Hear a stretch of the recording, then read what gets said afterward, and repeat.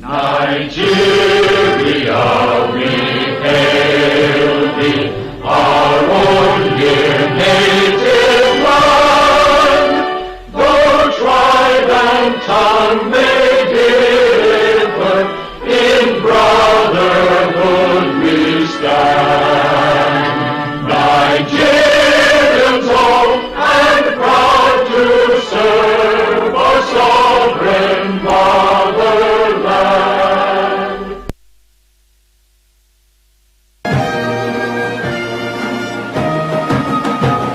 University of Lagos, the rising sun, our fountain of excellence. All citadel of learning, my God of the first, from all sound minds. We rise beyond the skies. Our mission is to uphold and raise heritage, tell the nation's pride. There's justice, scholarship, and excellence, there's knowledge and character. Who's using exemplary globally lost, God bless you, we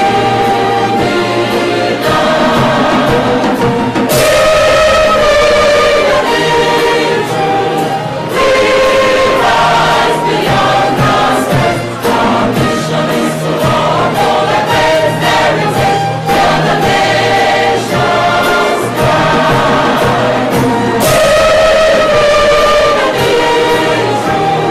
We rise beyond the skies. Our mission is to uphold and raise heritage, tell the nation's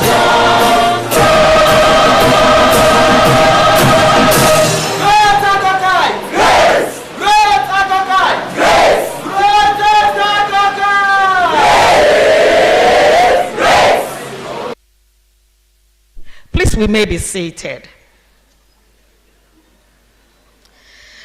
Once again, I welcome us warmly to the 2024 annual lecture. Before we finally settle down, I crave your indulgence. Please, let's fill the empty spaces in here. It's not good for the photo optics. Kindly, please move forward. Let's fill all the empty spaces. Thank you so much. This morning, the theme of the annual conference is Innovative Synergies, harnessing the power of collaboration between postgraduate education and the private sector for sustainable economic growth. And already the speaker is ready. We're all ready. But let me quickly remind us that this is an annual event. And the last time we gathered was this time last year. So please turn to the person sitting next to you and say, you're welcome. Thank God we're here again. Thank you. Give the person a warm smile, a good handshake, and say, thank God we're here again. Thank you very much. Thank you very much. And like I just heard underneath, I know that this time next year we'll all be here gathered for another annual lecture. Permit me to introduce this morning our own Vice Chancellor, Professor Folashade Ogushola, FAS OON. Please, a round of applause for the woman who is sitting on top and driving this big bus. Thank you very much. And to support her this morning, I have the pleasure to tell us that the Deputy Vice Chancellor Development Services, Professor Ayodele Asenwa, is in the house. Please, a big round of applause for her as well. The Deputy Vice Chancellor Management Services, Professor Lucian Chukwu, is in the house. A round of applause, please. The Acting Registrar, Mrs. Makede, is also in the house. Please, a round of applause for her. The Bossa, the Bossa of our university, is also in the house. Mrs. Fumilola Adekunle. Please, a round of applause for her. Also seated is the university librarian, Professor Yetunde Zaid. And to chair this august gathering in September, I have the pleasure to tell us that right here in our midst is the immediate worldwide president of the alumni of the University of Lagos. He is the chair of Channels Media Group. Please warmly welcome with me, Dr. John Momo, OON.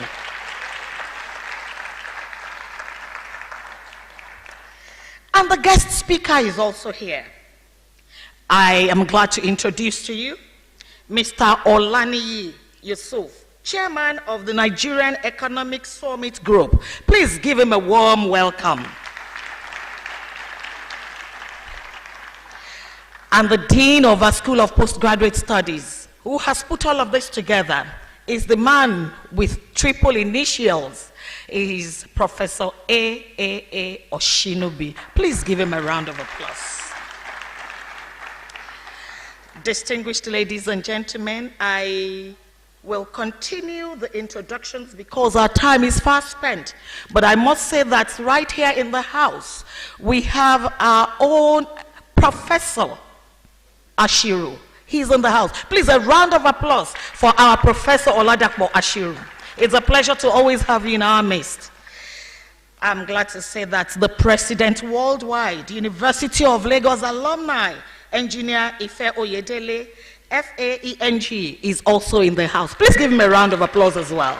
It's a pleasure to have him in the house. I want to welcome all our professors, all the deans of the different faculties in the university, board members of the School of Postgraduate Studies, and our dear students, the Executive Director of University of Lagos Business School, all the faculties in our university. Please give ourselves a round of applause. It's a pleasure to be here this morning.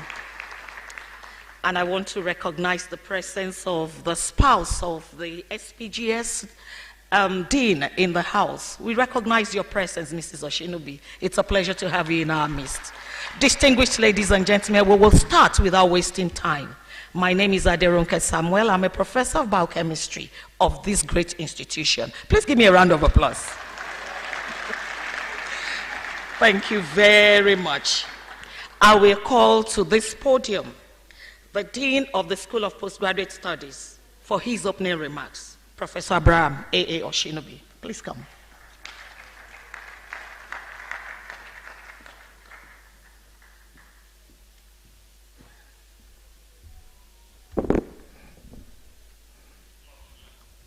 Once again, good morning.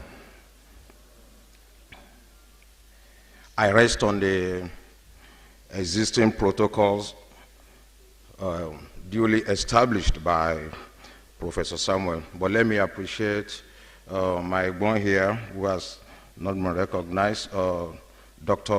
Wahid Olagunjo. You're welcome, sir.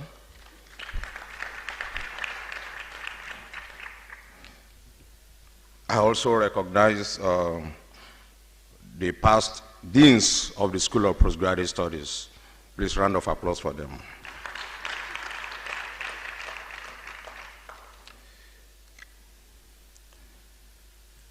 The Vice Chancellor, Professor Folashade Tolulope Ogunshola, OON, FAS. The DVC Development Services, DVCMS, the Acting Registrar, the Bossa, the University Librarian, the Chair, Dr. John Momo, OON, the guest speaker, Mr. Yusuf, all other deans present, esteemed faculty, especially the postgraduate teachers, dear students, distinguished guests, ladies and gentlemen of the press, and in particular friends of the house, our guest speakers, our guests, our special guests, please, who we are hosting immediately after this guest lecture. And in particular, let me recognize the two sons that have come to felicitate with myself being a son as well. But please let me clarify that my own SAN is Senior Anatomist of Nigeria.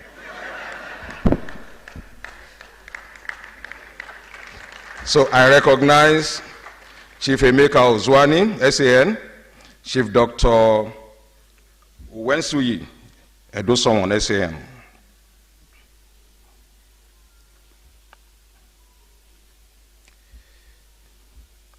Distinguished guests, it is with immense pride and great anticipation that I stand before you today, especially at this year's annual lecture of the School of Postgraduate Studies of the University of Lagos, the University of First Choice, and the nation's pride. Today we gather under the banner of a theme that holds the key to unlocking the potential in our nation. Innovative synergies harnessing the power of collaboration between postgraduate education and the private sector for sustainable growth. This is not just a theme, it is a call to action. It is a call to service. It is a clarion call for us to forge a path toward a future where knowledge meets enterprise and where academic rigor translates into economic resilience. I therefore extend my heartfelt appreciation to our esteemed chair, Dr. John Momo Owen, chair of Channels Media Group, a titan in the media industry and a beacon of excellence.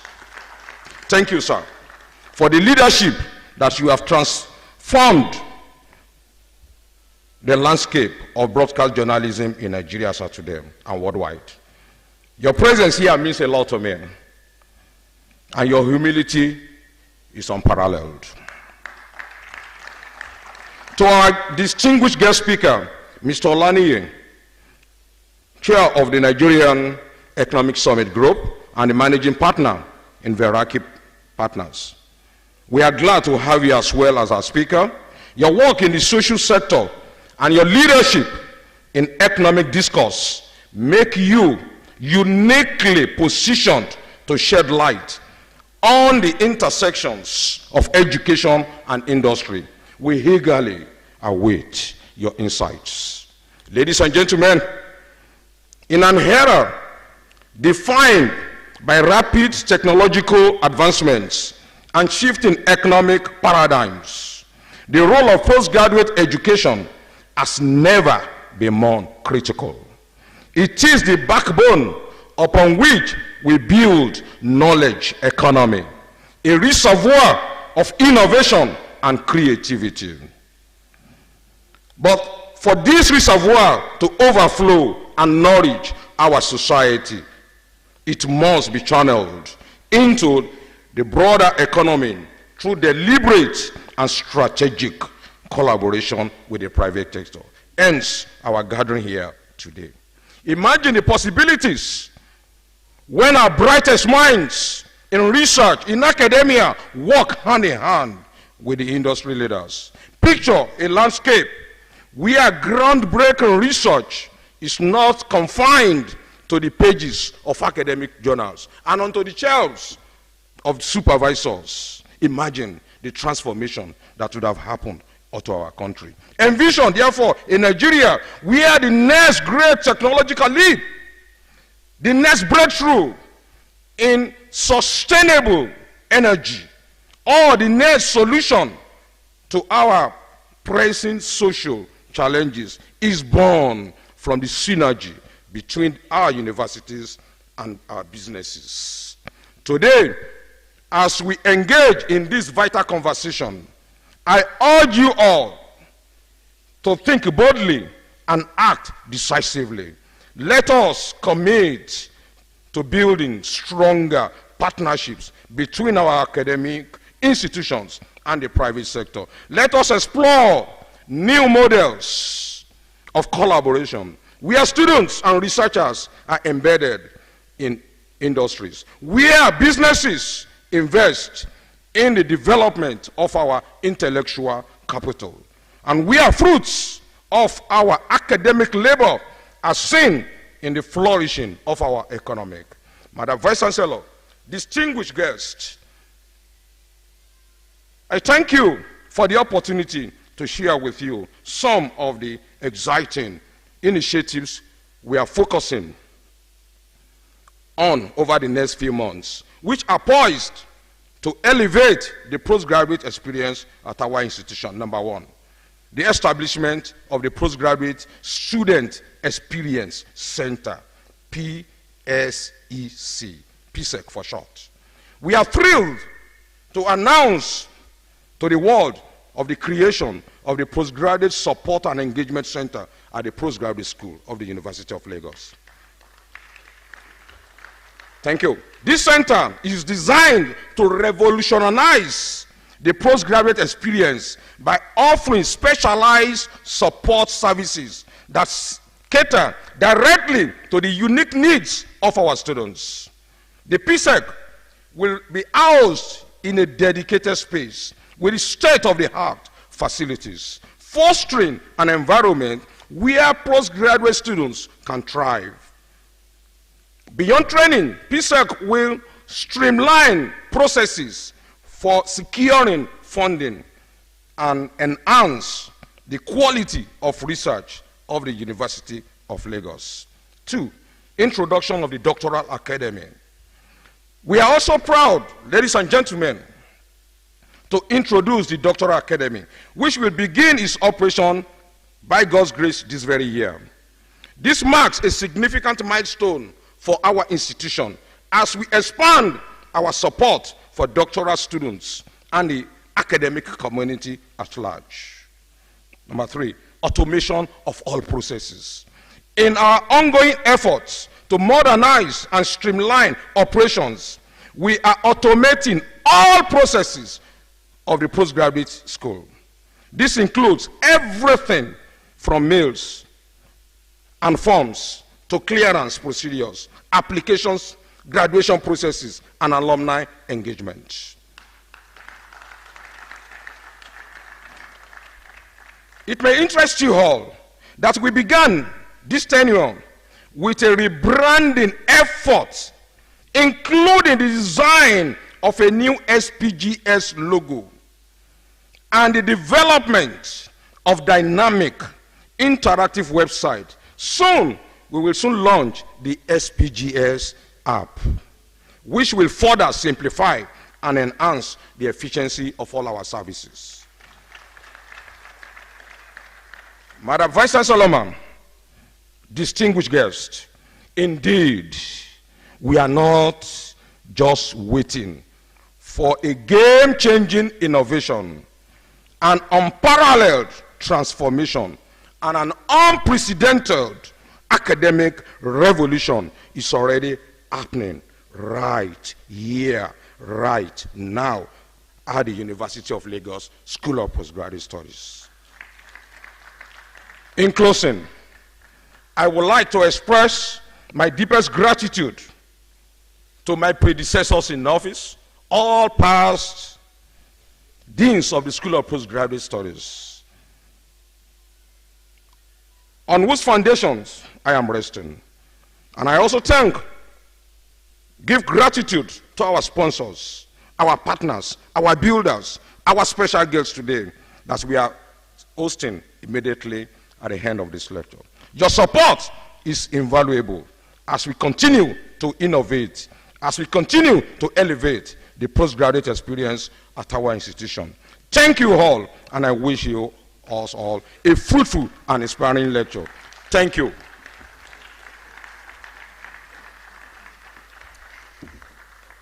Thank you very much, Dean Sir. Distinguished ladies and gentlemen, I want to recognize all the captains of industry that is in this hall this afternoon. Please let's give them a round of applause. We do not take your support for granted. We welcome you warmly to the University of First Choice and the nation's pride. At this point, I'll call on our future-ready, driven Vice-Chancellor, Professor Folashade Ogunshola, to give us our address. Please keep clapping until she gets to this podium.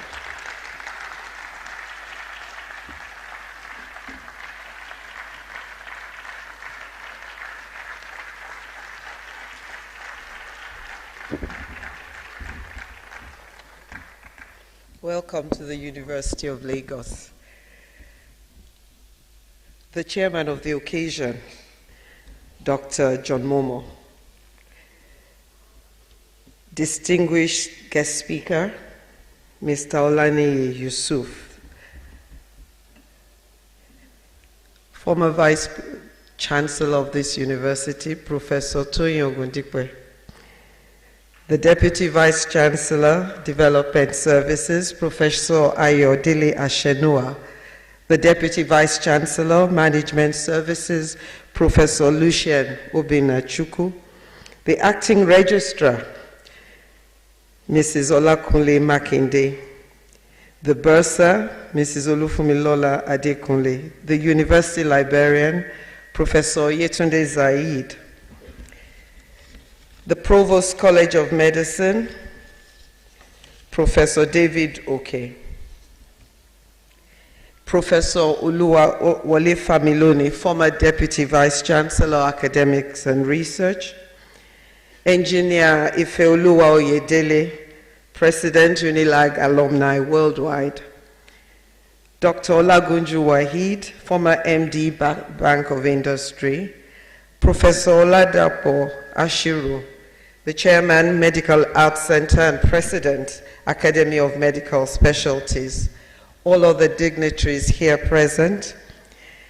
The Dean, School of Postgraduate Studies, Professor Abraham Oshinobi. Distinguished guests and friends of the university, deans of faculties, directors and heads of departments, students, distinguished ladies and gentlemen. I am extremely delighted to welcome you all to the 2024 Annual School of Postgraduate Studies lecture today with a theme that is not only timely but transformative: innovative synergies, harnessing the power of collaboration between postgraduate education and the private sector for sustainable economic growth. We have invited a distinguished guest speaker, a transformational leader, Mr. Olani Yusuf, who is also the chairman of the Nigerian Economic Summit Group, who epitomizes the kind of forward-thinking leadership that can bridge the gap between knowledge and practice. I am confident that his insights will inspire us all to think critically about how we can leverage our individual and collective unique strengths for the greater good of not just this country, but for the world. I'm very happy to have with us on board the chairman of the occasion, Dr. John Momoh, who is an alumnus that typifies the University of Lagos spirit, the spirit of can-do, a spirit of excellence, who is a trailblazer in the media industry and the driving force behind Channels Media Group. We thank you for lending your presence and wisdom to this event. As we all embark on this intellectual journey together, I am reminded of the words of Nelson Mandela that says, education is the most powerful weapon with which you can change the world.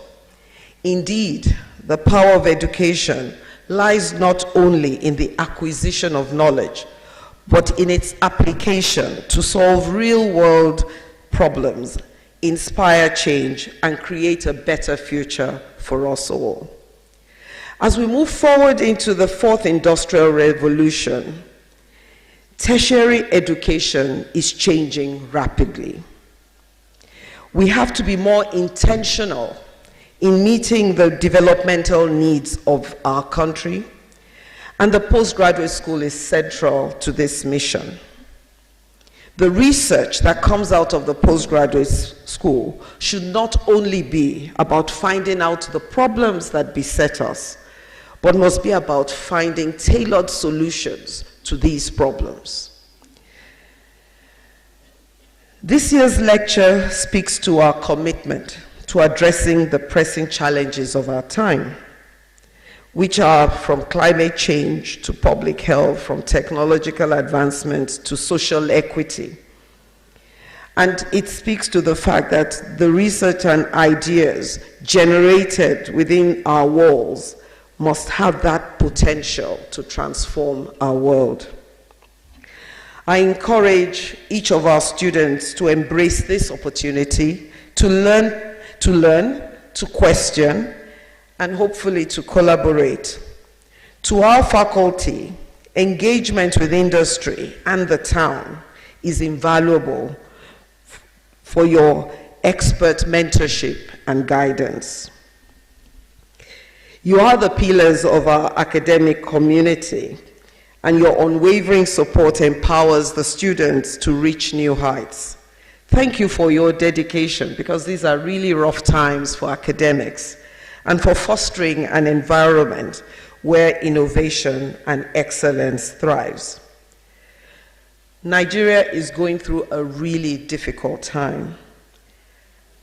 But when the going gets tough, the tough must get going. And we have choices to make as academics. Do we lie down complaining? Or do we rise and put our great intellect to work? These times can be an obstacle to movement or a great opportunity for us to show the mettle and the power of our intellect. The choice is ours. So, our distinguished ladies, guests, and partners, we hope that as we continue our journey in finding solutions to the country's problems, that you will be there with us. That your presence here, I hope I can take as a promise to support academia as we work to solving our problems, because we know that together we can do this. Singly, we may not. So we ask the town to join hands with the gown so that we can all bring to bear our strengths for Nigeria's development. So as we delve into today's discussions, I would like to take this opportunity to reflect on the vital role that our School of Postgraduate Studies plays in this university and in our broader society. It is a hub of intellectual activity, a breeding ground for the ideas and innovations that will shape the future. However, to truly realize its potentials, the School of Postgraduate Studies must have a dedicated and permanent physical home, a space that reflects not just the importance of its mission, but that the necessity for creating the ambience for thinkers to think and doers to do. It is a space that will reflect, that will have the facilities necessary for world-class research and collaboration. It is not a dream. We have taken the first steps. We have developed the building. We have found the site. And it is one that we are asking that you will all work with us to achieve in reality. So we ask you to join us as we seek to achieve this dream. In closing, I again extend my deepest gratitude to our distinguished guests and partners, to our distinguished keynote speaker, Mr. Olani Yusuf, to Dr. John Momo for their presence and their inspiring leadership.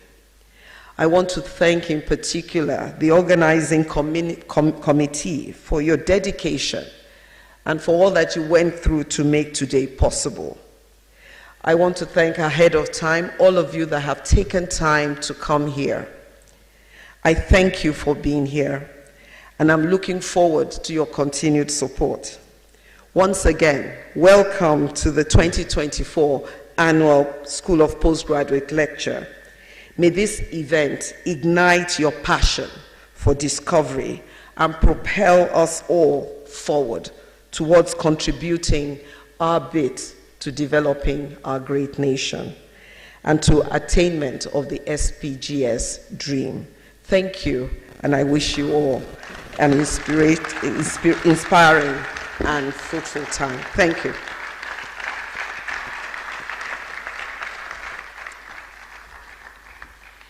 We thank you very much. Please, we can do better for our Vice Chancellor. Thank you.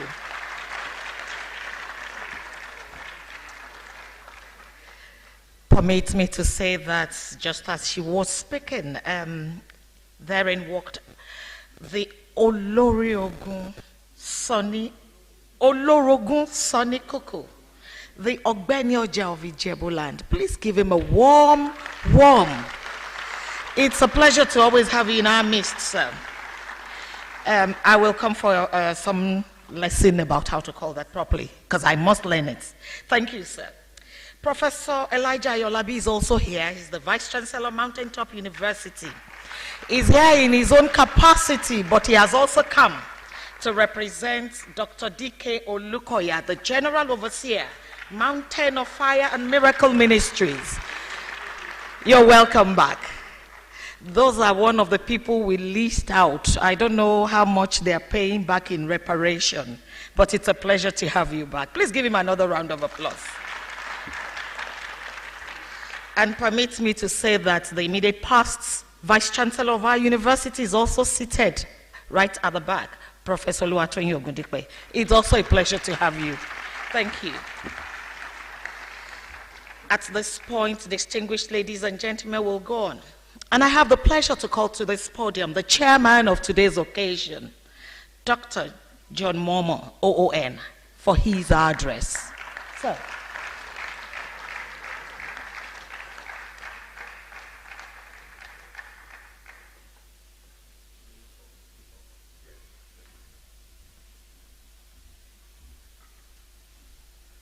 Thank you very much.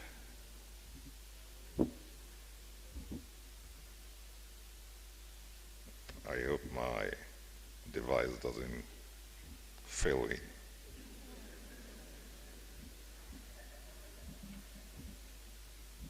Sometimes these things happen. Here we are. Well, good afternoon to you all, Madam Vice Chancellor, distinguished guests, respected educators, members of the private sector, distinguished ladies and gentlemen, and I must recognize my own constituency, beginning with the Ogbeni Oja, who is a great predecessor, and my successor, Ife Oyedele.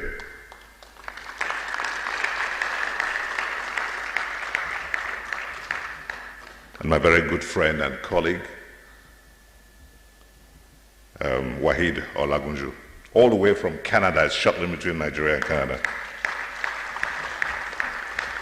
There's something about the University of Lagos.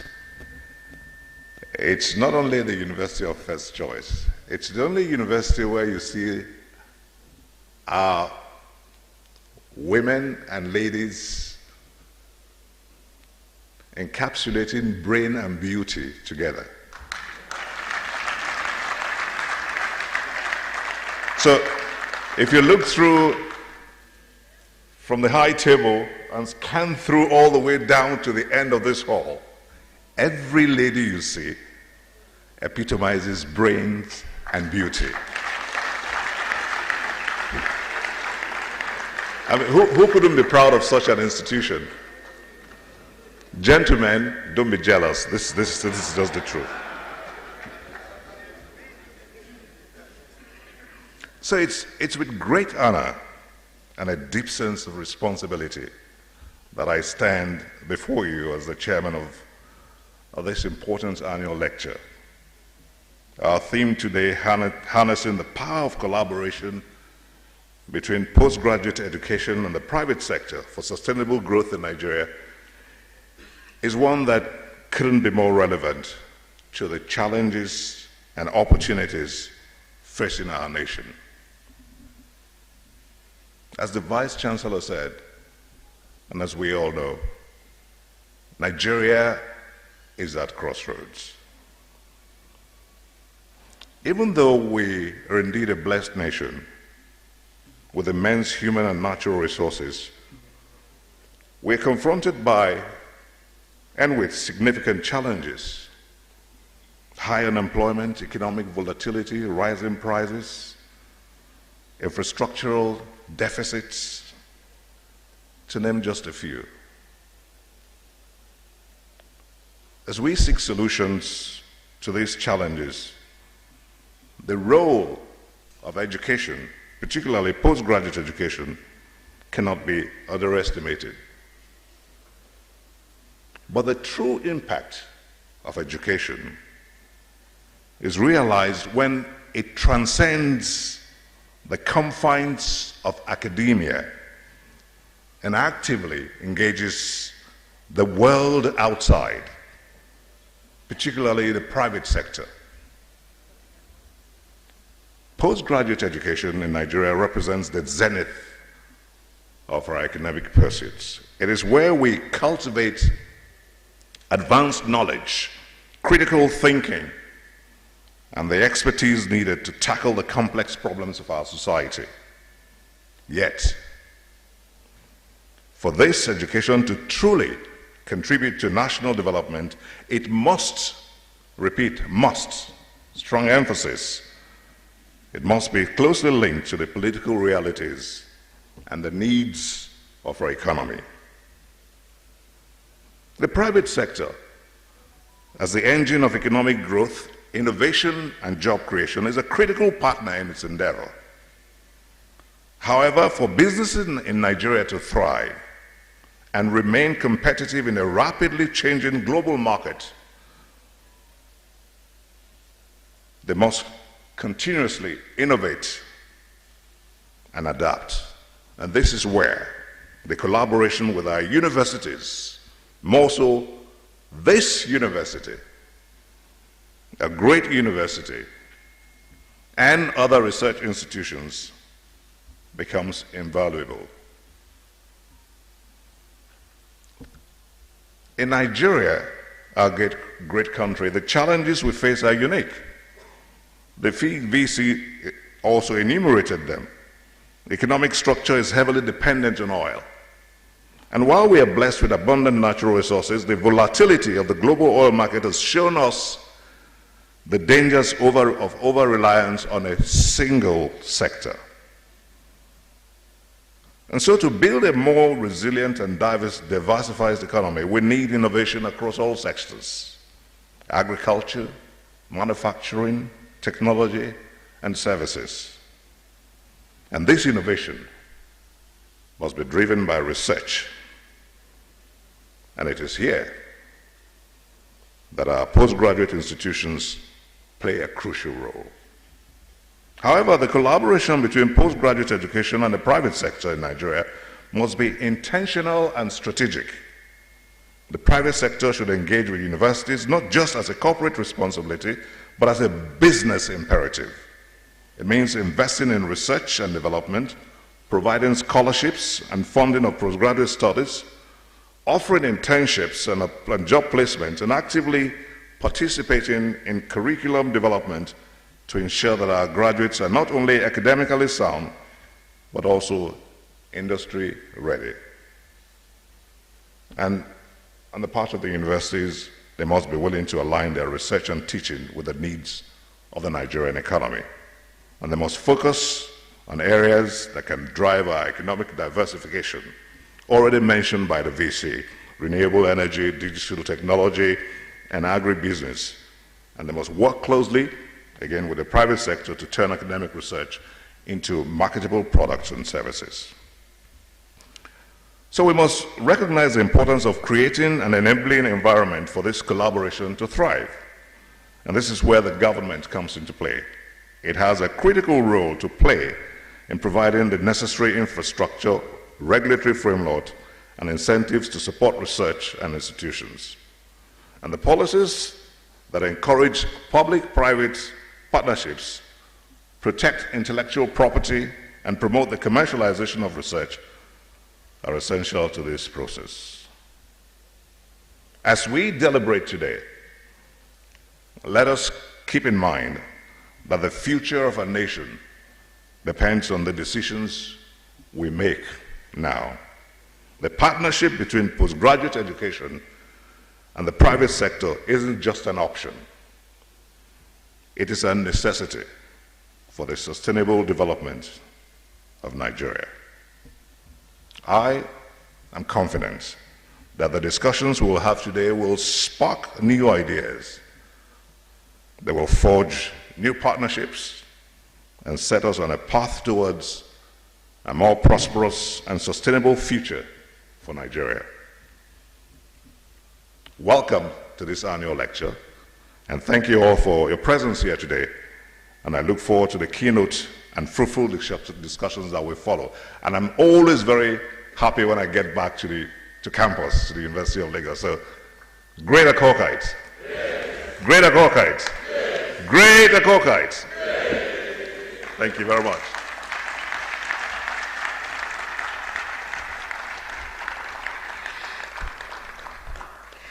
Thank you very much, Chairman, sir, for the warm commendation you gave to the women seated here. But we thank God for our fathers, our uncles, the male mentors in our life, the husbands who allowed us to be who God has ordained us to be. So for every man here seated, please let's give them a round of applause as well. Thank you. I recognize Engineer Mrs. Koshegbe. She's the Permanent Secretary, Ministry of Energy and Mineral Resources. We welcome you to University of Lagos. It's a pleasure to have you. Now to the real business. I want to call to read the citation of the guest speaker, the energetic sub-dean of the School of Postgraduate Studies, Dr. A.B. Ehimowo. Please come to the podium. A round of applause for him, please.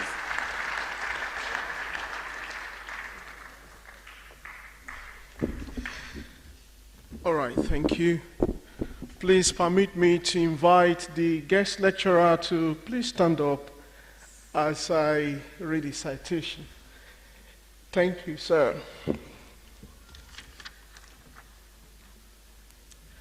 Olani Yusuf is the managing partner and lead social sector practice at Veraki Partners, a proudly African business solutions company partnering with enterprises and government to accelerate the development and transformation of Africa.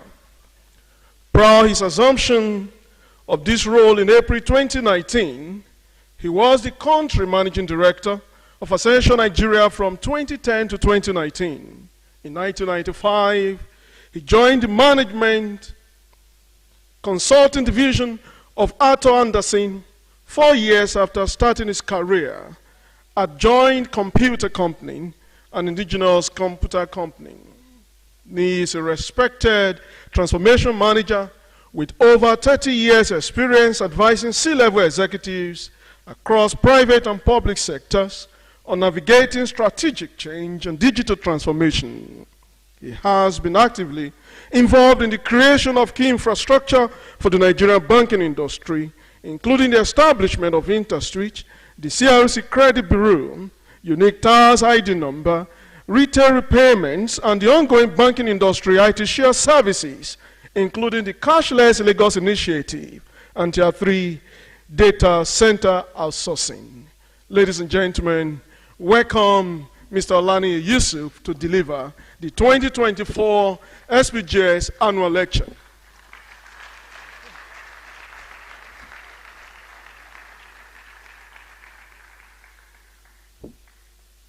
Thank you, and good afternoon, everyone. The VC Chairman Momo, distinguished ladies and gentlemen, I would like to adopt the extensive protocol established by the VC.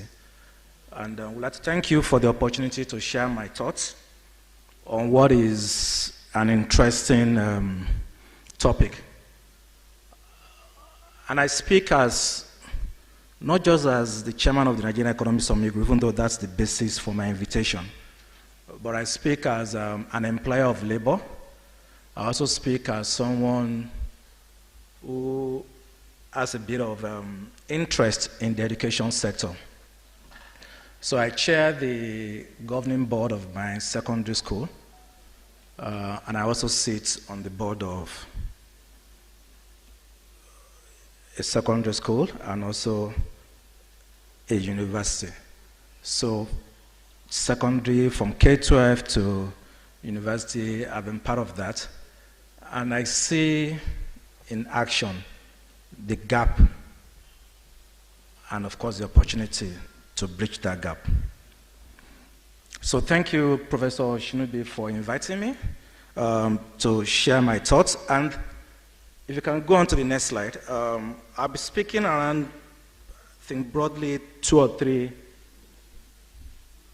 Who is helping to move the, oh, there's no clicker here. Okay, I've seen it. And where do I point? Okay, good. All right, so I'll speak a bit about the background, so from my own perspective of what I see, and then I'll talk some more about the need for the synergy between the private sector and higher education. And I share my own vision for the future. And like Professor Shinubi said, this is really more around a call for action, because I think we all understand why this is important. So really, it's more of, we know it's important, but why are we not doing it? So, Nigeria is an interesting paradox as a country. The 8th largest exporter of crude oil, but we also import petrol.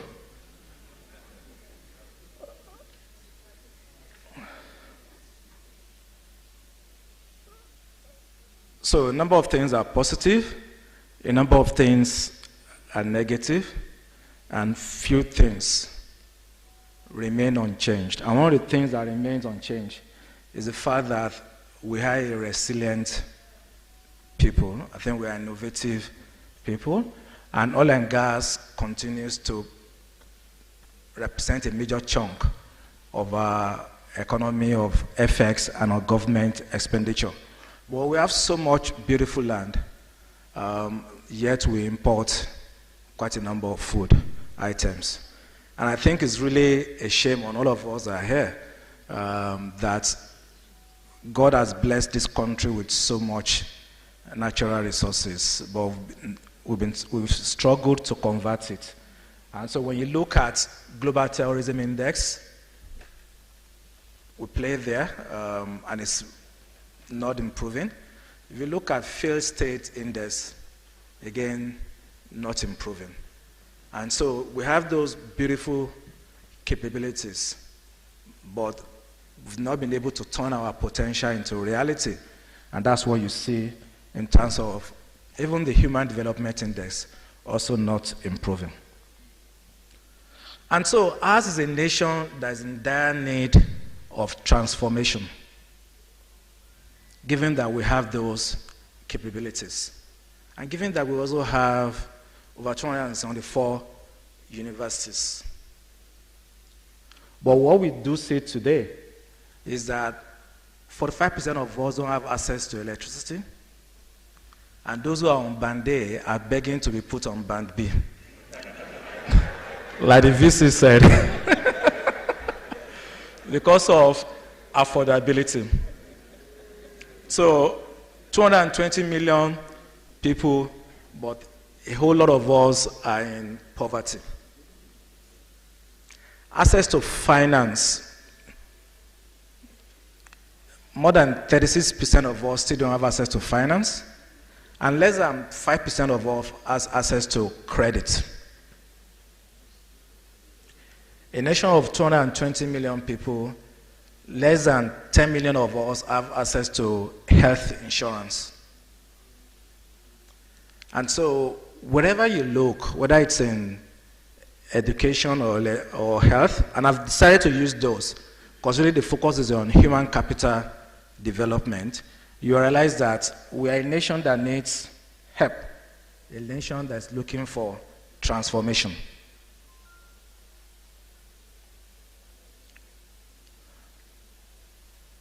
But if you then look at this, you realize that we are also not a nation, we don't seem to be in a hurry to change. We've been talking about 4 refineries that are not working for, I don't know how many years, more than 2-3 decades, right? We've been talking about never expect power always since the 70s. We signed a deal with Siemens to bring place around 10,000 or 20,000 megawatts of power in 2018. Still don't have it yet. It took Egypt 3 years to deliver same thing, and with same Siemens. If you want to travel between here and Semeboda, around March or April when I did this, you encountered over 43 checkpoints in less than 43 kilometers. So we're resilient people, but we also don't seem to be in a hurry to change, almost as if we've normalized what we should not normalize. So it's a nation that's in dire need of transformation. And that is the opportunity for higher educational institutions. Because we all know that research and innovation leads to prosperity, leads to transformation, leads to wealth creation.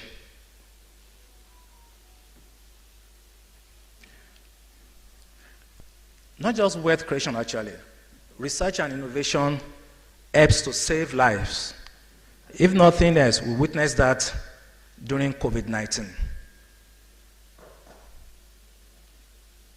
When those who had 2 passports could not fly to the second destination. But it took scientists, it took researchers to come up with the various vaccines that saved the world. The whole concept of internet started from the Defense Research Network in the US. And so the transformation that we've seen in technology, in digitalization, in medicine, with COVID-19, in agriculture, right? I grew up knowing that oil palms would take 6 years or so, or that cassava would take 3 years. But now cassava takes less than 18 months. Oil palm takes 24 months or 30 months in some cases. And so we all know, and we've all benefited from innovation. So the question there really is, why do we still have that gulf between the academia and the private sector? Tertiary education drives economic prosperity for the individual and also for the nation. It helps to develop critical thinking, which develops the human being, that leads to innovation, that gives you personal fulfillment, and also leads to social mobility. And so when you have tertiary education, when you have the right qualification, you can enter places that many would rather dream of. And that's why Nigerians live here and go to the States or go to Canada and they excel. Education allows social mobility. but education also allows for transformation. So there's a big role that all of us in this room or in this hall have to play. There's a big role for tertiary institutions in terms of helping to transform our country, and I'll say our continent. The continent needs to be built, just like Nigeria needs to be developed. So it's a huge opportunity that's ahead of us. Yeah, and I think that was a quote that the VC also referenced. Education is the most powerful weapon. Now, some don't have it, some do have it. For those of us who have it, let's put that weapon to good use. And let's use it to change the world. And we know universities are making a difference. Maybe not as much as we would like to see. So during COVID-19, UNILAG came up with the ambient ventilator. So a product that was developed in response to the needs of the moment. We know AAU does well with innovation in pharmacy. UNN in terms of biotech, etc. So Nigerian universities are doing their bit, but it's almost like a drop in the ocean. We still need to do much more. And a few examples I wanted to share, but interestingly in my conversation with the Vice Chancellor this morning, a number of things there seems to resonate, and there are things that UNILAG is already doing, so well done. University of New Mexico rather, interestingly is the largest private sector employer of labor in the state. Same thing with the University of California. That system is also the largest single private sector employer of labor in the whole of California. You would think it would be tech or it would be entertainment. But if you look at New Mexico, they are granted patents, 28 patents in 2023, 41 in 2022. University of California system controls well over 13,000 patents. According to the statistics, 4 new inventions are created, are patented per day in the University of California system. And patent leads to, tells you about ownership, and then that can lead to economic and social benefits. And so the University of New Mexico has created a company, University of UNM Rainforest, that's responsible for technology transfer and the commercialization of all their patents. And you see that in the number of startups created through the university. So over 40 startups in the tech space, and about 39 startups in the health space. And startups are created to resolve particular problems, but in the process, of course, they also generate wealth. UNILAG has the UNILAG radio. UNM also operates its own radio station. But in addition, they operate the TV for the state of New Mexico.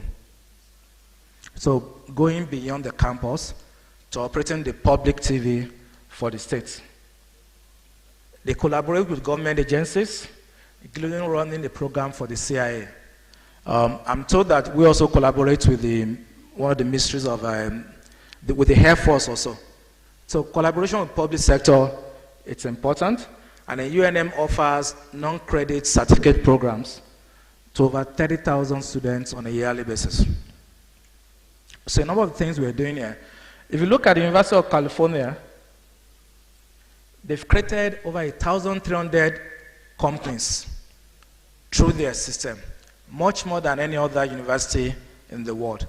So there's a focus on, there's that business orientation, there's that commercial orientation, knowing that we need to take it from the lab from the school into the industry, and that is deliberate.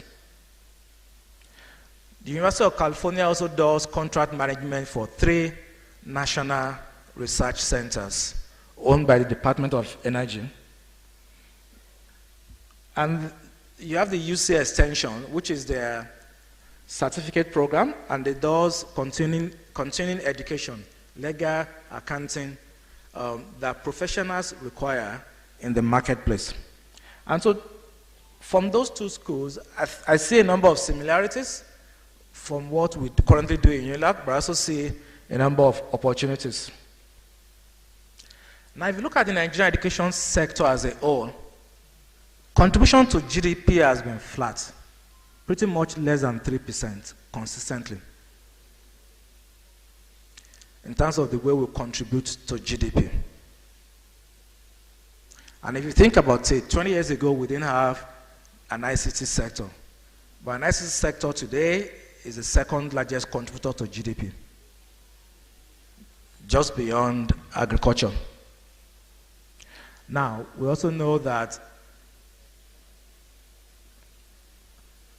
the support from the government has been limited, but we've seen the private sector come into the education, into tertiary education, and so we hope that that can lead to a bit more of contribution in terms of how the education sector is able to contribute to the growth of the economy. And I think if we take a cue from the US systems, where startups and companies are formed and incubated by or within the school, that would be useful. One of the main tech startups in Nigeria, Jobberman, was formed by 3 students who are in Ife, still while they were on campus. But the university had no equity, had no benefit really from that. Covenant has, there are kind of more than 10 startups created by graduates of Covenant. But again, the university has no equity, has no say in that. So I'm told we have an innovation hub. We need to ensure deliberately that that innovation hub supports the incubation and the creation of startups. Many will fail, but we just need a few to be successful, and that will exponentially give us the benefits.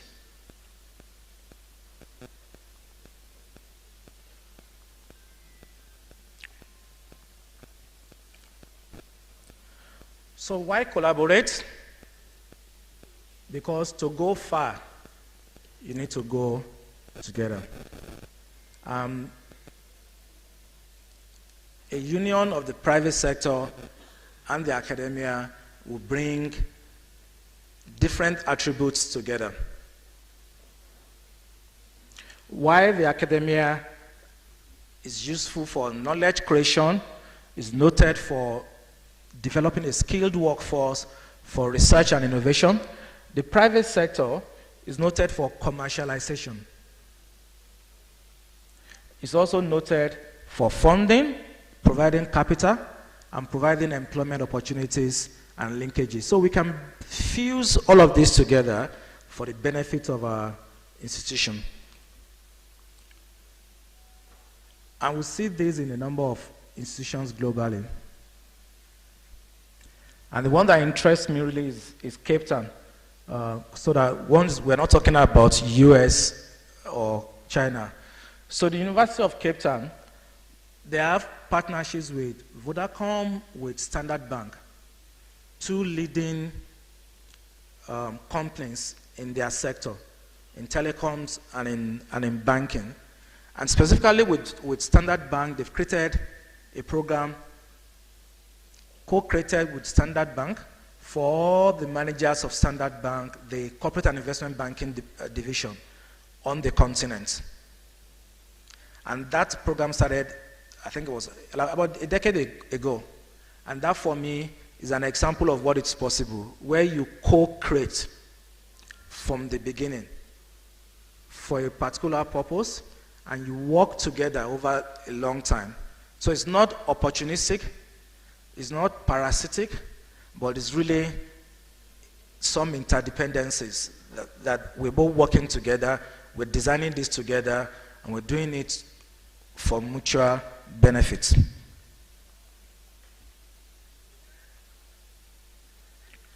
Okay. So, I think we know why this is important. The question really is, why are we not doing it?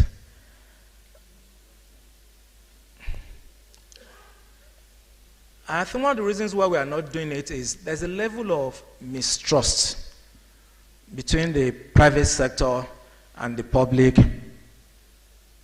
sector, or between the private sector and the academia. And I think that mistrust is really what we need to find a way to overcome. There's a perennial funding constraint, and Nigeria is a nation where there is always funding constraint, so in any sector. And so education will not be unique. And the funding constraint has limited the opportunities to really have extensive research being done. But I know we do get grants from outside the country that is helping, but we need to do more with internal grants so that we can then do research. There's the issue of curriculum mismatch. But more importantly, I think there are mindset issues that we need to address. So the arrogance of, you don't know as much as I do. Or like one of my clients would tell me, I've made money, you haven't. Which is an arrogance of the private sector. And I understand it. I know it happens. But there's also the arrogance in the academia that we are here to save humanity. You are chasing mammon. So we need to find ways to address all those so that we can build mutual trust. We pay lip service most times, and we say things that we don't do. We don't walk our talk.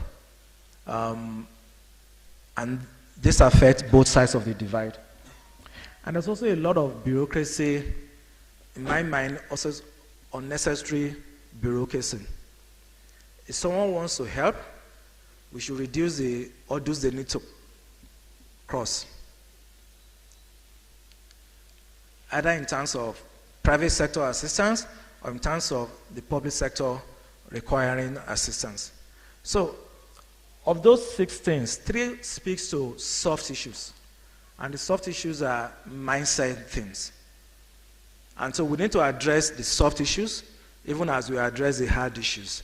And to my mind, if we address the soft issues, where we are able to open up ourselves to collaboration, the hard issues will be resolved. So,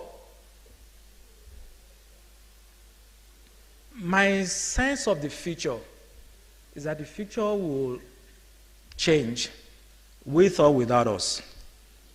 Whether we do the right things or we don't. And because we know the future will change, we need to make sure we do the right thing so that we can be part of the changes that will come. Education will change, and we've seen that in other industries. So, examples of transportation and in communication. In transportation, it used to be that you walk, or you ride a horse or ride a donkey. And then you move to steam engine, you move to B2. Today we are doing driverless car, we're doing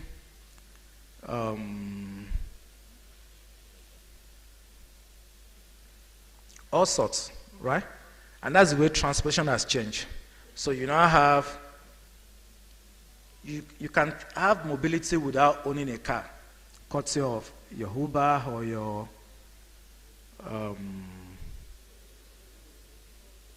Both, thank you. I was trying to remember that. You know the one I take more. Right? So transportation has changed. But the same way communication has also changed. You know, it used to be North 9 North. Now it's WhatsApp. But before North 9 North, it was your land has been temporarily tossed. And before that, it was pigeon. You know, you tie something to a pigeon and you allow it to fly. So if the way we communicate has changed with time, if the way we move around has changed with time, my sense is that the way we educate ourselves will also change. And I think you and I just need to make sure that we are part of that change. And so, mindset, understand that it will happen, and tell yourself, how would you be part of that change? And so, for us on the continent, and I think globally, we are at a very interesting point where there are a number of factors that will make the future to be dramatically different from the way it is today. And because the future will be different, it's important that you and I also then change our behavior from what we do to a behavior that will make us relevant in the future. Technology has become pervasive.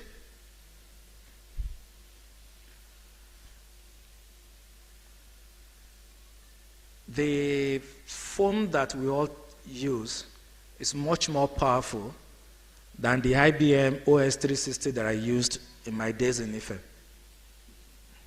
in the 80s. And so every person today, well, not every person, but most of us, well, that have a smartphone, you have in your pocket a supercomputer. And so technology has digitized access to computing. It has democratized access to information. And with ChatGPT, it's democratizing access to research. But beyond that, Nigeria has a huge youthful population.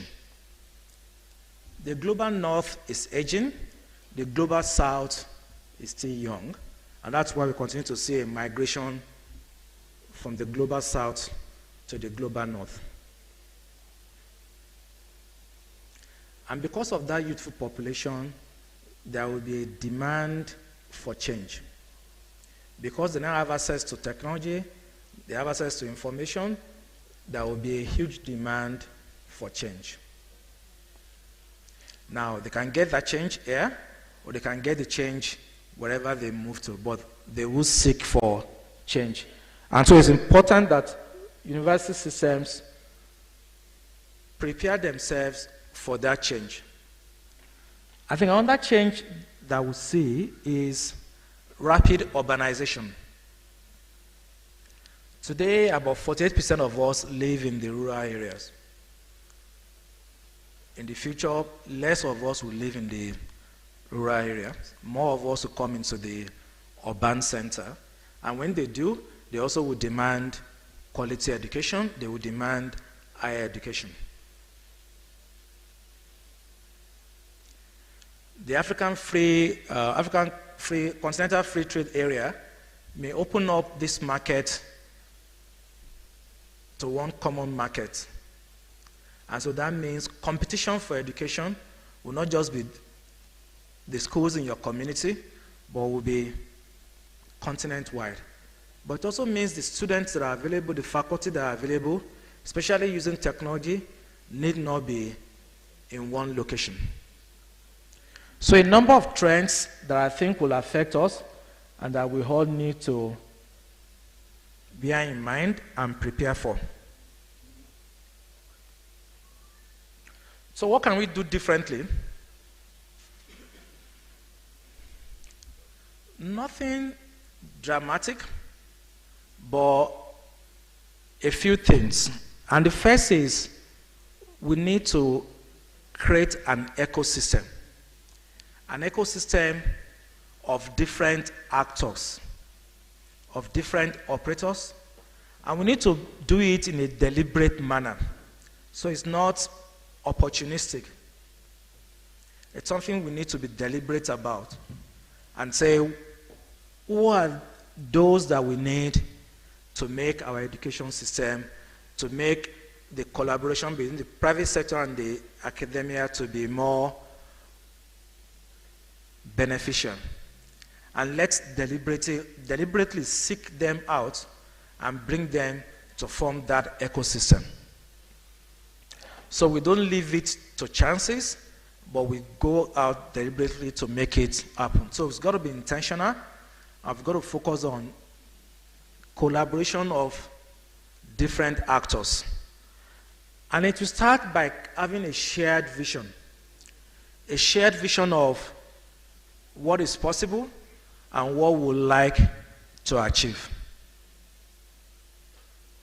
A shared vision that says, if you want to go fast, you walk alone. But if you want to go far, you go together. And so we want to go far. We will all get together in this bus and move together. And so it's got to be deliberate about having that shared vision. And based on that shared vision, we then develop programs. We co-develop programs based on all the actors and operators in the ecosystem, so that everybody has a role to play and everybody is playing that role. And so if it's integrated, if it's embedded, if we are together, then we are proximate. And when you are proximate to a problem, you know how it feels, then you can come up with the right solutions. Not that we make it an afterthought. Or not that we design it and then we invite the other party to join later.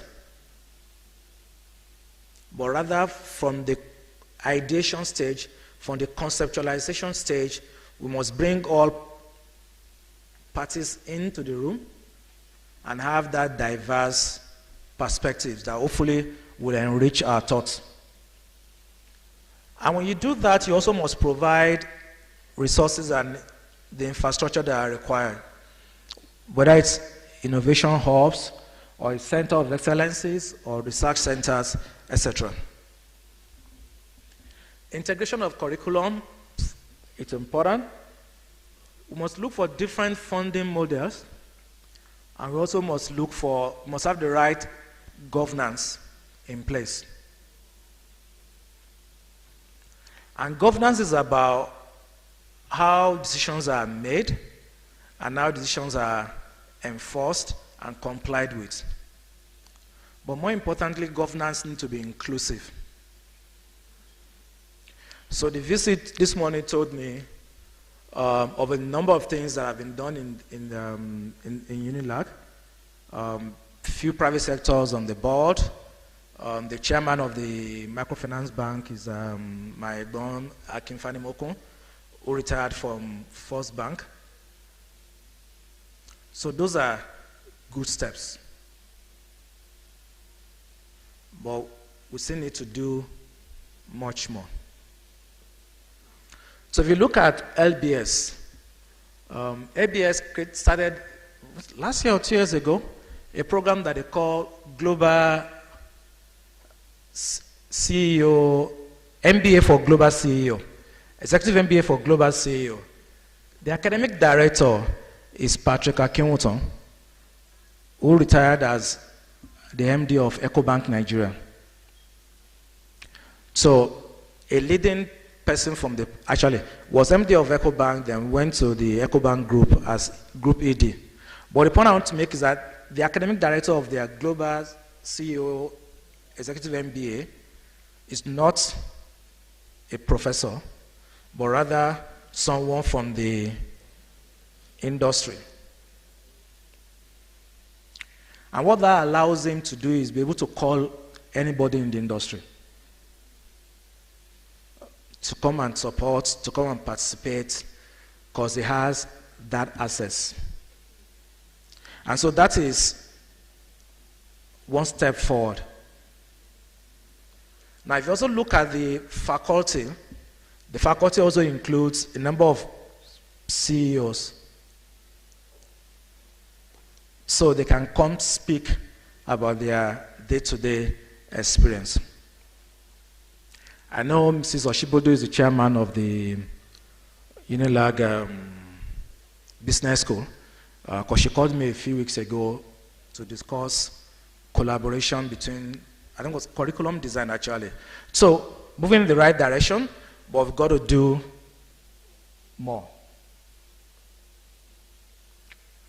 So integration by design, I'd already spoken about this, the program by the Graduate School of University of Cape Town and Standard Bank. So started in 2014, there are a number of design factors, including that limited time off work, the right balance of hard and soft skills, and then they will face and tackle real-world challenges. And they also had metrics they were tracking to determine how beneficial this is or not. And a case study that was done showed that there are a number of factors, 5 factors why this has been very good for both institutions. First is that it was led by leaders of both institutions. Leaders of the bank and leaders of the graduate school sat down to design the program and also are part of the faculty. So the first session, the MD of Standard Bank was a student in that session. And since then, it also becomes a faculty member. It's evolving and agile to respond to feedback from the participants and changes in the environment. And it's been a partnership since 2014. So it's not one-off. It's deep and it's an ongoing partnership, focused on the continent, but more importantly, they also measure the impact. The impact on the bank, on the school, and on the individuals. So that way they can fine-tune and they can refine it.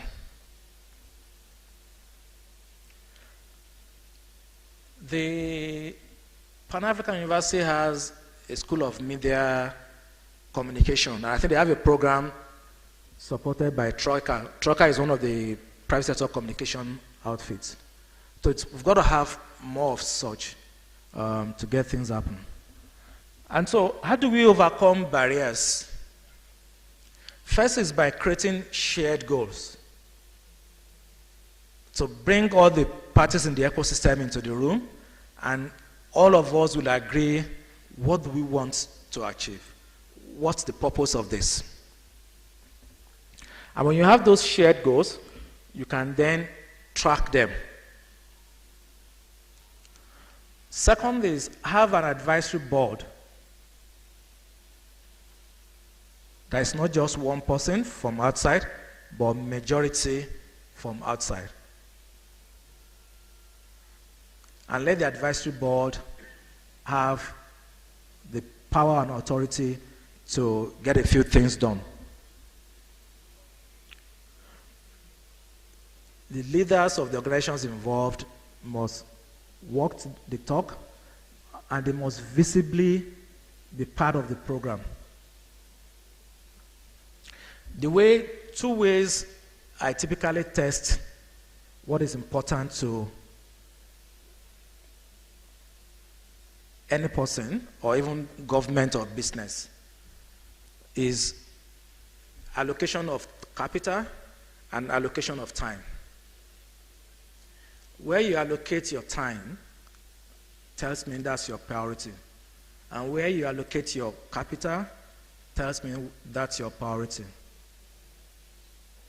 And if you look at the Nigerian budget, you know that education... I didn't say that, man.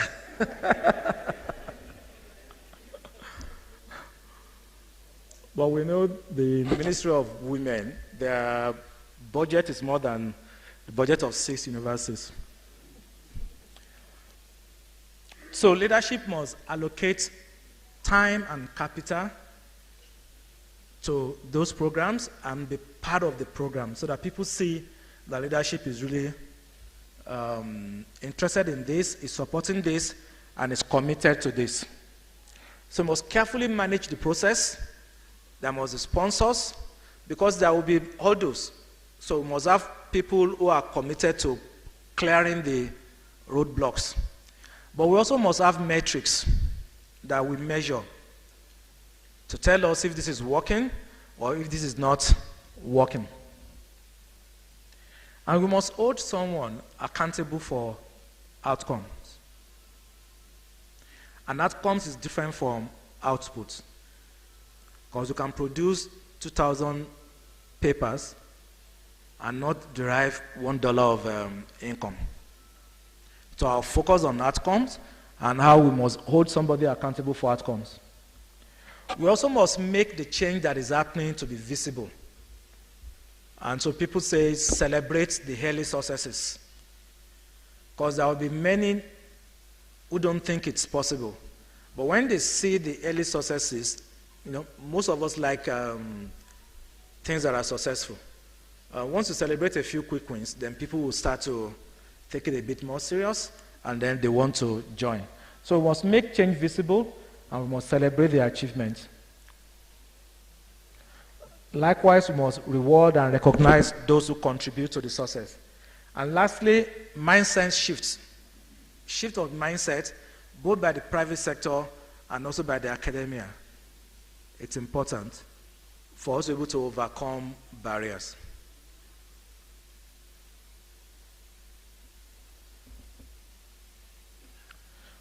So, to drive collaboration, and I'm ending this shortly, to drive collaboration, again, a rehash of the success factors that are required, strong leadership and governance. We must come from the top, and we must have the right inclusive governance. There must be mutual trust and respect. Respect that each party, all parties in the ecosystem have something they are bringing, they have a role to play, and what they are bringing is useful. And my perspective is unique and different from yours. And so once we understand that, we can build mutual trust and respect. We must be flexible along the way, because there will be challenges.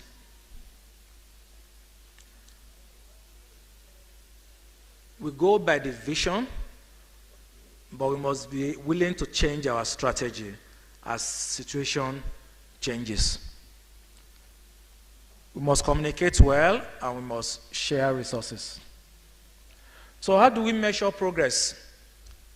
My own thinking of a few things we can use to track progress.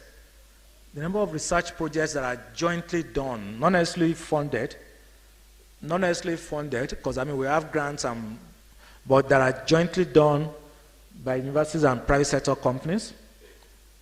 Then the growth in the funding that's available, the number of partnerships that we have, number of internships and employment offer that comes up, patents, training programs, and my own favorite is the business impact. How many companies come out of all of this? Because that's the way you can commercialize, that's the way you can sustain it. So, my expectations, I think all parties have a role to play, but I've put the alumni in the middle of this. Because I think, UNILAG and universities have an important and interesting advantage in that your alumni are in everywhere. They're in government, they're in private sector, they're in the academia.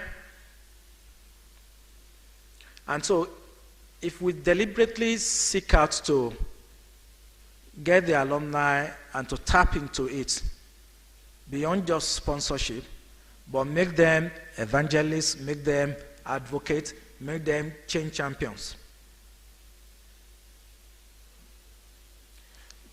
I think the alumni body can be the hub to promote the formation of that ecosystem that will bring different parties together.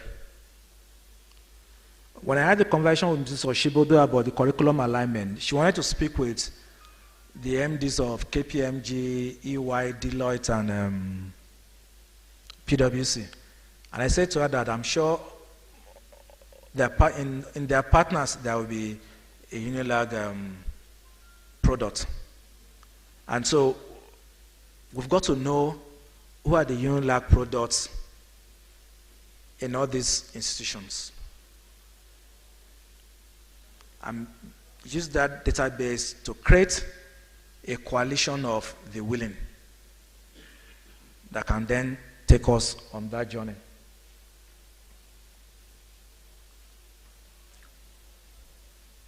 So,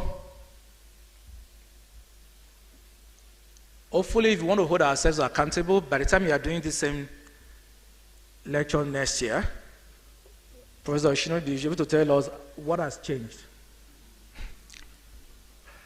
So, in 12 months, 7 ideas I'd like to leave you with.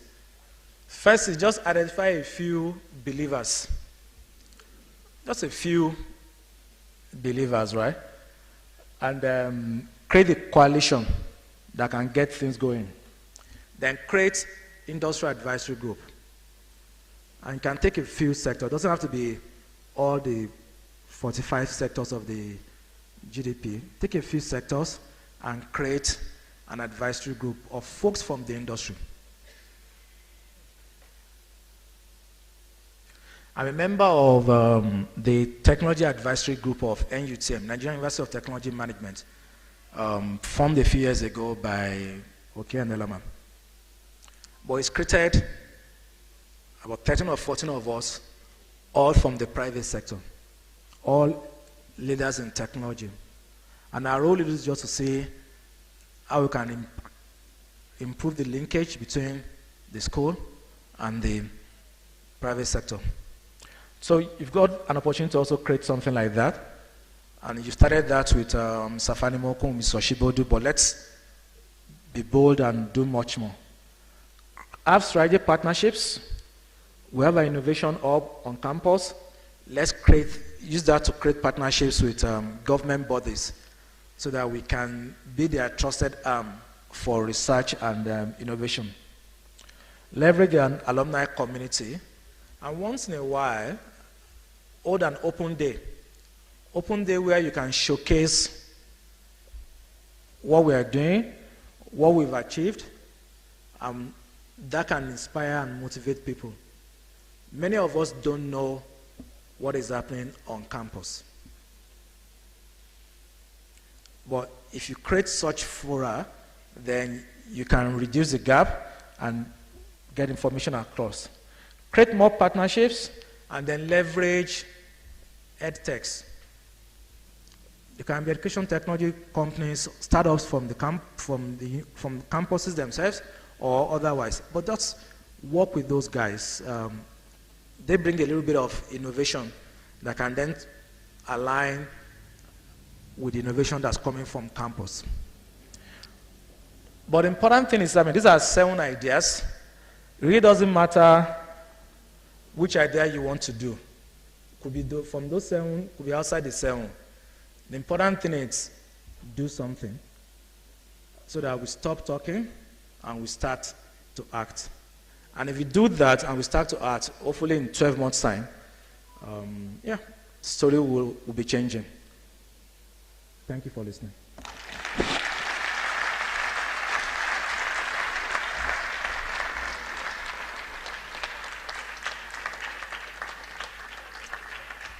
We can do better, please. We thank you most sincerely, our guest lecturer. Indeed, we're to start small, but we're to start now. Thank you so much. We appreciate you. After this lecture, there is a collaborative meeting with some of our industrial partners, and some of them are already here. Permit me to say that in this hall, we have Mr. Akinola Phillips, Chief Operation Officer is representing Mr. Femi Otedola. Good afternoon, sir. It's a pleasure to have had you here. Mr. Samuel Akeola, representing Dr. Akeola Michael, the founder and chairman of Marvelous Mike Printing Press, Abuja. You're welcome to Lagos. Chief Financial Officer of Pinnacle Oil, Mr. Sunday Anyogu, is also in the house. We welcome you. Mr. Wale Smart Oyerinde, DG NECA, you're welcome to University of Lagos. And then representative of Biggie Drink Company, Mr. Kerele, you're welcome to University of Lagos. We thank you. At this point, I'll call on the Dean of the School of Postgraduate Studies to come and do what we normally do to appreciate the guest lecturer. Dean.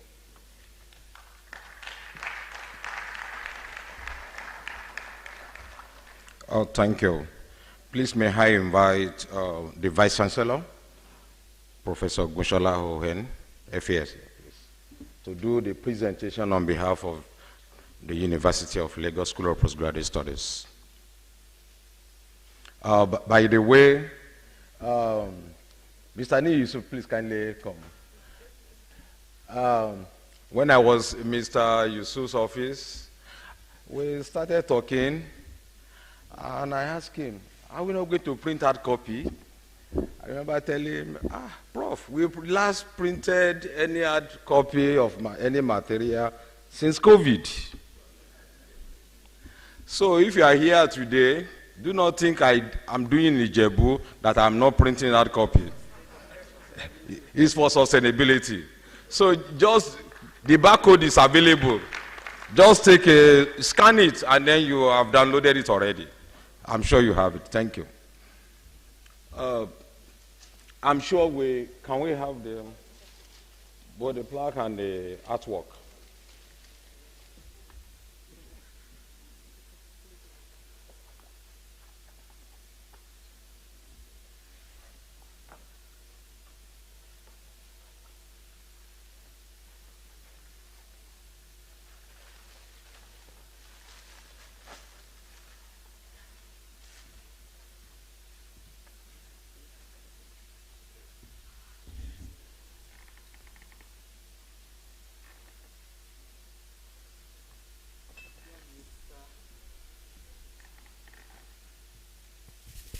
Dear Mr. Olani Yusuf, on behalf of us all at the University of Lagos, but in particular from the School of Postgraduate Studies, we want to thank you for this very thought-provoking, future-defining lecture for the University of Lagos.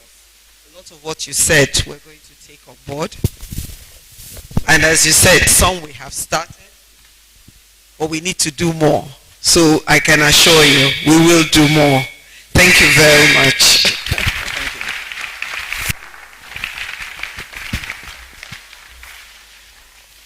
So we also present the artwork. Please, members of the head table, can you join us, please, for the picture? Alumni President Worldwide. This is the plan. This is the plan. School of Postgraduate Studies, which we believe you will be a part of. Since you've given us advice, you will walk the talk. You see, I put him on the spot here.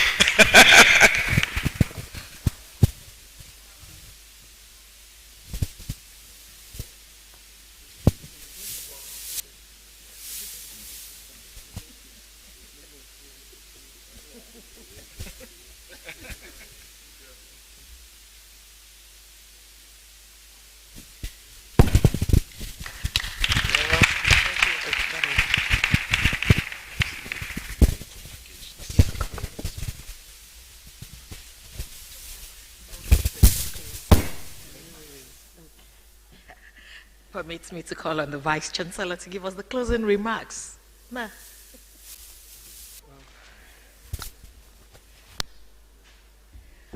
I thought I had done my bit, but since the chairman has had to go, I will try and fill his shoes. First of all, I do believe that many of us took lessons from what Mr. Yusuf had to say. But I think some of the gems that came out of it was that there was a need, or there is a big need. In fact, it is mandatory that industry and the university starts to work together better for us to actually develop this country. That we do have a country that has so many potentials, but certainly underutilizing them. And that if we can bring the knowledge industry, with, should I say, the doing industry, then we might really be able to overcome the obstacles that are here.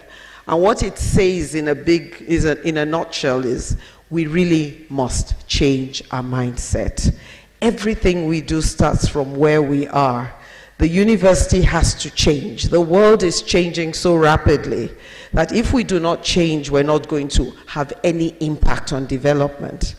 We looked at the GDP that has been flat for the for the education sector. It's in our hands to change that. And one of the things that came out of this was that if it's going to change, it means we must impact economy.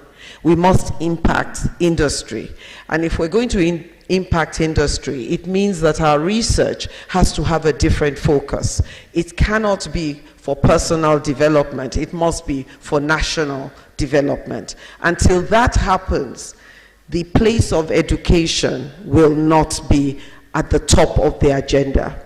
As he said, you know where people's impact, what is important for people, because it's where we put our time and our money. The country right now does not put its money on education. The question is, do we wait, or do we make sure that we become so important they have no choice but to put their money on us? And I think that is where we will take it. And so I want to thank Mr. Lani, because there is a trust factor, as he said, between industry and academia. That trust factor is on both sides. Part of that is driven by arrogance on both sides. We know, you don't. We have money, you don't.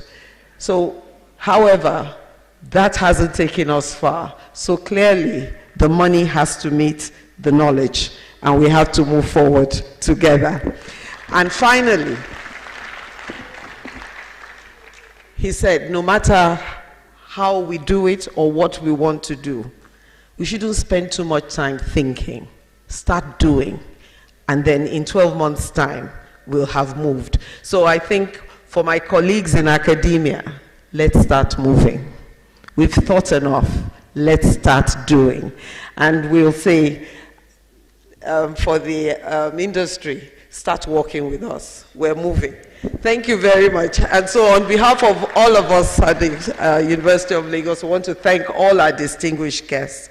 We also want to say this is the time, especially our alumni, to come back and work with us. It's not just about money. It's your time, your knowledge, and, of course, your money. So thank you very much, and I hope you had a great time. Thank you very much, ma'am. And so, distinguished ladies and gentlemen, we have come to the end of the 2024 School of Postgraduate Studies annual lecture. I want to ask respectfully that there will be a collaborative meeting after this lecture, and those who are involved, you already know yourselves. Please don't go, don't be in a hurry. We ask for another extra 45 minutes of your time. Please give us, so that we can begin to do what you have asked us to do. Thank you very much. Please let's stand while we take the University of Lagos anthem and the national anthem.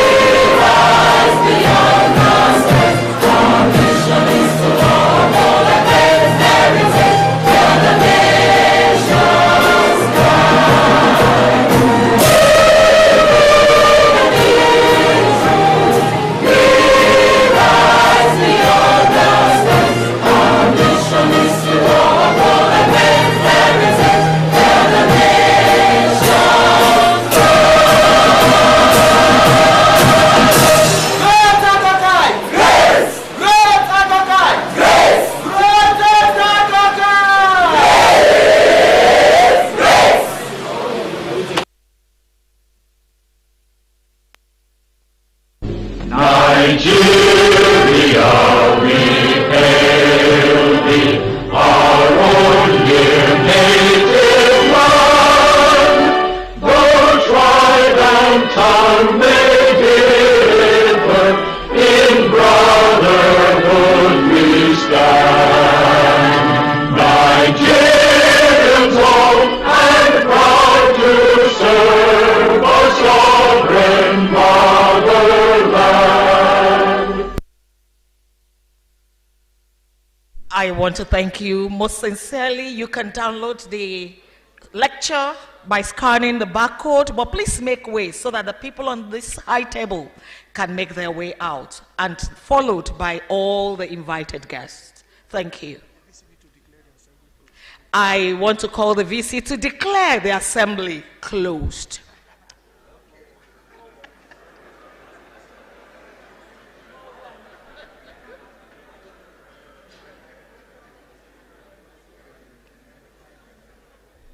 My last job.